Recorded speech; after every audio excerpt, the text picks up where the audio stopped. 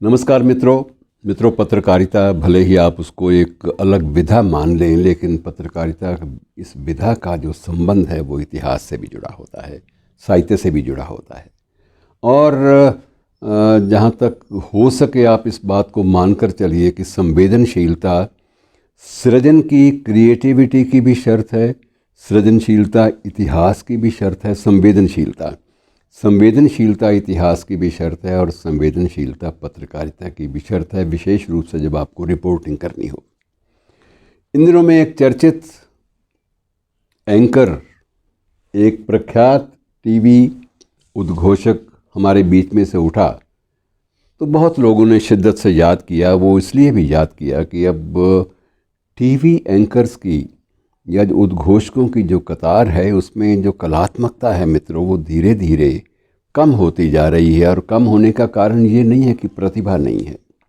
प्रतिभा है, लेकिन पत्रकारिता चाहे वो इलेक्ट्रॉनिक हो या प्रिंट मीडिया की हो, उसमें बहुत सारे समझौते इसलिए भी करने पड़ रहे हैं, बहुत सारे पत्रकारों को भी समझौते करने पड़ रहे हैं, संस्थानों को भी करने पड़ रहे हैं कि आजकल हर चीज़ की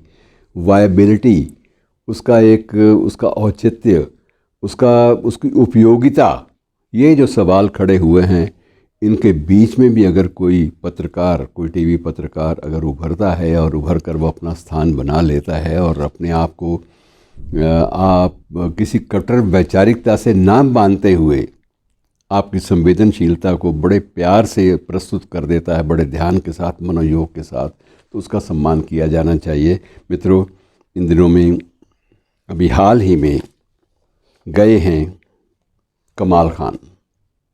और कमाल खान के बारे में अब जितना लोग उनका मूल्यांकन अब कर रहे हैं, शायद जीते जी करने का अवसर ही नहीं मिला, उस व्यक्ति ने अवसर नहीं दिया। कमाल खान ने हमेशा अपने श्रोता, अपने दर्शक को अपने साथ बांधे रखा और इतने प्यार से बांधे रखा कि उसने कई बार ऐसा भी लगा कि ये पत्रकारिता को एक नई परिभाषा, नए ढंग से पत्रकार के रूप में जीने को रूपायित कर रहा है, व्याख्यायित कर रहा है, उसे प्रेजेंट कर रहा है, उसे प्रस्तुत कर रहा है, परोस रहा है आपके सामने, और बहुत कुछ, बहुत कम कहते हुए बहुत कुछ कहने का प्रयास कर रहा है, और बड़ी सीधी सादी भाषा में, सहज भाषा में, बहुत ही गहराई तक मार करने वाली चीज़ें भी वो सहज रूप में कह जाता है, जो आपको एहसास होता है कि इस बंदे ने अपनी संवाद की प्रस्तुति या जो समाचार की प्रस्तुति में हमें बहुत कुछ सोचने पर मजबूर कर दिया। ऐसा होता नहीं है, समाचार केवल एक सूचना मात्र है, लेकिन सूचना के साथ साथ कोई सूचना की जो प्रेजेंटेशन है, जो प्रस्तुति है, आपको बहुत कुछ सोचने पर मजबूर करे, तो आप समझ लीजिए ये कमाल खान की बात है। अब क्योंकि उम्र के लिहाज से बहुत छोटे थे, और मैं समझता हूँ कि स्वाभाविक है कि इनसे मिलने का, करीब से देखने का, करीब से मिलने का, बात करने का भी मौका मिले। और बात कहने का जो सलीका है मित्रों, वो बहुत कम लोगों में आ पाता है। आप कई बार पूर्वाग्रह से ग्रसित होते हैं, आप समझते हैं कि मैंने कटाक्ष भी करना है तो बच के करना है, और ये सहज भाषा में, शिष्टता की भाषा में भी कटाक्ष हो सकते हैं। कटाक्ष के लिए अलग तीखी ज़ुबान नहीं चाहिए। इस बात का जो स्वरूप है वो कमाल खान ने अपने जो स्वरूप है अपने समाचारों की प्रस्तुति में, अपने फीचर्स की प्रस्तुति में, अपनी रिपोर्टिंग की प्रस्तुति में बड़ी बखूबी हमारे सामने रखा है। और कुछ एक चीज़ें हैं जिनका मैं उल्लेख करना ज़रूर चाहूँगा। एक विशेष रूप से मुझे बात याद आ जाती है, उत्तर प्रदेश की राजनीति की बात याद आ जाती है, उस पर उनकी एक टिप्पणी याद आ जाती है, और नेताओं की शिष्टता से हटती हुई जो भाषा है, अशिष्ट भाषा, उस पर पूरी की पूरी एक लंबी खबर इन्होंने तैयार की, और इसमें खबर में इन्होंने एक दूसरे को मात देते हुए, अशिष्टता के मामले में मात देते हुए नेताओं की प्रस्तुति की। ये अशिष्टता को मात देने वाली बात की प्रस्तुति बड़े शिष्ट ढंग से कर जाना, ये इसका कमाल खान का ही कमाल था। और एक और विशेषता जिसका जिक्र आज इन दिनों में खूब हो रहा है, और वो इसलिए कि भाषा में आजकल पत्रकारिता में सूचना होती है, सनसनी होती है, चीख पुकार भी आप देखते हैं। कभी नाम ही स्तंभों के, स्थायी स्तंभों के नाम ही ऐसे हैं कि उनके नाम पे हो हल्ला। मैं उनका नाम इसलिए नहीं लेना चाहता कि इससे किसी विशेष कार्यक्रम या किसी विशेष चैनल के बारे में बात हो जाती है, लेकिन नाम मात्र से ही आपको पता लग जाता है कि इसमें कुछ शांत या संयमित भाषा में बात कहने की संभावनाएं जो हैं वो कम हो रही हैं। और एक हम पत्रकार भी विशेष रूप से, कमाल खान विशेष रूप से इस बात का जिक्र करते थे कि हमको ये नहीं भूलना चाहिए कि हम एक बर्बर युग में जी रहे हैं। बर्बर एक जंगली युग में जी रहे हैं, जिसमें हमें बड़ी शिष्टतापूर्वक अपने प्रोफेशन, अपने व्यवसाय, अपने जो कर्म क्षेत्र है उसकी मर्यादाओं को और उसकी जो शिष्टता है उसको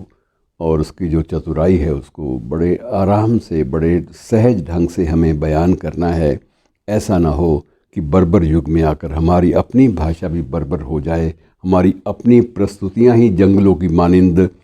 चारों तरफ फैल जाएं और हम कुछ भी कर ना सकें। तो ये जो असामर्थ्य जो कभी कभी पैदा हो जाती है भाषा के क्षेत्र में काम करते हुए या पत्रकारिता के क्षेत्र में काम करते हुए, इस असहायता को कमाल खान ने बड़ी शिद्दत से महसूस भी किया और एहसास भी कराया। यही ऐसे पत्रकारों की मित्रों देन होती है कि संतुलन भी बनाए रखें, और विशेष रूप से संतुलन बनाने का दायित्व तब ये भी हो जाता है, उस वक्त ज़्यादा ये आ जाता है कि जब आप किसी एक धर्म विशेष से भी संबंध रखते हैं और आपका मज़हब जो है कहीं भी आपके प्रोफेशन में, आपके कर्म में, आपकी प्रस्तुति में आड़े नहीं आता। आप उसको घर छोड़ आते हैं और उसके बाद जब आप प्रोफेशन में आते हैं तो प्रोफेशन में आप सिर्फ एक पत्रकार होते हैं। और इसी पत्रकारिता के मामले में सबसे विलक्षण जो 5-7 गिने जा सकते हैं उनमें से एक थे कमाल खान। साफ़ सुथरी हिंदी और साफ़ सुथरी सहज भाव से उर्दू। कई बार ये होता था कमाल खान की भाषा में कि ये तय करना मुश्किल हो जाता है कि ये किस भाषा में अपनी प्रस्तुति दे रहे हैं, सहज हिंदी में या सहज उर्दू में। इतना ज़्यादा सहजता भाषा के आधार पर, भाषा के क्षेत्र में ये बहुत ही मुश्किल हो जाता है। और इसके लिए एक विशेषता जो कमाल खान में थी, जिसका जिक्र इसने बड़े गर्व से कई बार बातचीत के, अनौपचारिक बातचीत के दौरान भी किया, कि जब मैं कुंभ की कवरेज करने जाता हूँ तो उस वक्त मेरे सामने नदी भी होती है और उसके साथ परंपराएं भी। मेरा यह प्रयास भी रहता है कि मैं इन परंपराओं का और नदी के प्रवाह का और नदी की नदी के साथ जुड़ी हुई जो आस्था है इसका भी सम्मान करूं, और उसको उसी सम्मान के साथ, उसी स्नेह के साथ, उसी लीनता के साथ डूबकर नदी में, उस आस्था की नदी में डूबकर मैं बात करता हूँ। लेकिन मुझे तब भी मेरे जहन पर कहीं ना कहीं ये भी एहसास होता है कि मैं मूल रूप से एक पत्रकार हूँ, और पत्रकार जो है वो कभी भी पूर्वाग्रह से, प्रेजुडिस से ग्रस्त नहीं हो सकता। उसको सदा वही कहना है जो कहा जाना चाहिए। जो कहा जाना चाहिए सिर्फ वो नहीं है कि जो सामने है उसको आप ज्यों का तो बयान कर दो। उसको इस तरह से बयान कीजिए जैसे बयान किया जाना चाहिए। और बात जो है उसमें संप्रेषणीयता सबसे पहली शर्त होती है कि अगर आप एक बात कह रहे हैं तो दूसरे तक वो सार्थक ढंग से, सही ढंग से कैसे और कब पहुंच पा रही है, इस बात का भी एहसास रखना पड़ता है। और ऐसे एहसास रखने वाले गंभीर पत्रकारों में से कोई भी जब एक गायब होता है, सांसों का अपना सारा सिस्टम, सारी प्रणाली समेट कर, तो बड़ी तकलीफ़ होती है और लगता है कि फिर एक शून्य पैदा हो गया है। ये ठीक है कि अब आज की व्यस्त और दौड़ धूप की दुनिया में शून्यता बहुत देर रह नहीं सकती, क्योंकि